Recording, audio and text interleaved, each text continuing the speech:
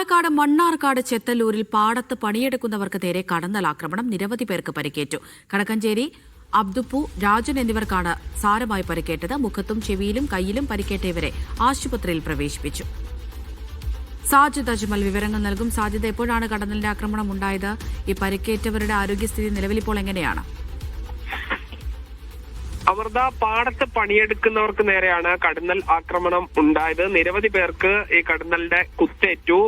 മണ്ണാർക്കാട് ചെത്തല്ലൂർ തെക്കുമുറി നെച്ചിയിൽ പാടത്താണ് കടന്നലിന്റെ ആക്രമണത്തിൽ നിരവധി പേർക്ക് പരിക്കേറ്റത്. വൈകുന്നേരത്തോടു കൂടിയാണ് സംഭവം. കണക്കഞ്ചേരി അബ്ദുപ്പു, കണക്കഞ്ചേരി രാജൻ എന്നിവർക്ക് ആണ് ഈ കൂടുതൽ പരിക്കുള്ളത്.